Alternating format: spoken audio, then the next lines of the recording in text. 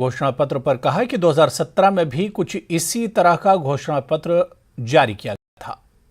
ये बात समझते हैं कि ये पॉलिटिकल बयानबाजी है और जैसे ही चुनाव खत्म हो जाएंगे भारतीय जनता पार्टी की बयानबाजी भी खत्म हो जाएगी। अब थक हार के भारतीय जनता पार्टी को लगा कि अब कोई पॉजिटिव बात करनी पड़ेगी, एमसीडी के अंदर कोई सकारात्मक एजेंडा लाना पड़ेगा। इसीलिए अपने पुराने 2017 के एजेंडे को, क्योंकि समय नहीं है अब, इसीलिए 2017 के एजेंडे को ही ऊपर नीचे करके उसके अंदर सेंटेंसेस को, वाक्यों को आगे पीछे करके उसी एजेंडे को रीपैकेज करके लेके आएंगे। मेरे को पूरी इसकी जानकारी है। वही 2017 का एजेंडा आप देखिएगा, आपको दोबारा 2022 के अंदर भारतीय जनता पार्टी का नाम होगा, मगर नाम बदल जाएगा।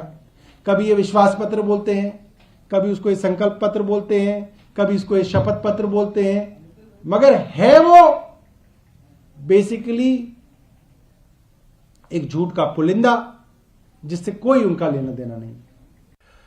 दिल्ली शराब घोटाला मामले में सीबीआई ने शुक्रवार को चार्जशीट दाखिल कर दी है। चार्जशीट में 7 लोगों के खिलाफ दायर की गई है।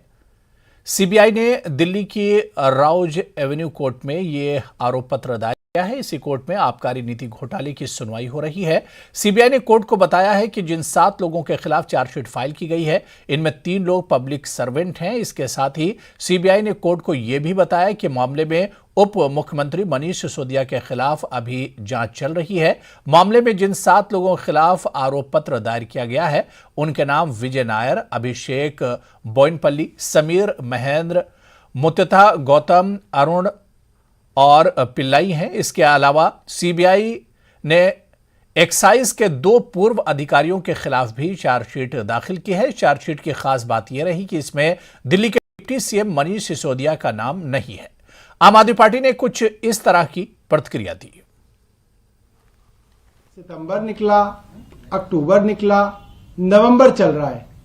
जून, जुलाई, अगस्त, सितंबर, अक्टूबर, नवंबर, 6 महीने बीत गए।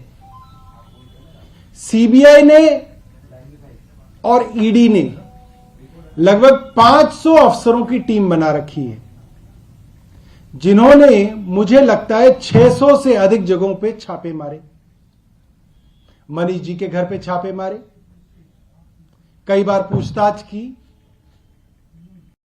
और आज 500 अफसरों द्वारा छानबीन करने के बाद, 600 जगह छापे मारने के बाद चार्जशीट कोर्ट के अंदर दायर की है। अभी कोर्ट का फैसला नहीं आया। अभी तो सिर्फ यह चीज दायर की है कि किन लोगों के खिलाफ आरोप तय किए जाएं,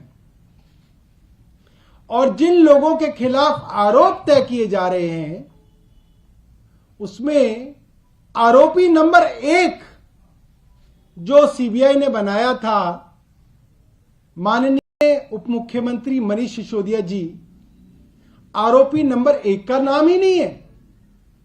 मनीष सिसोदिया जी का चार्जशीट के अंदर नाम नहीं है।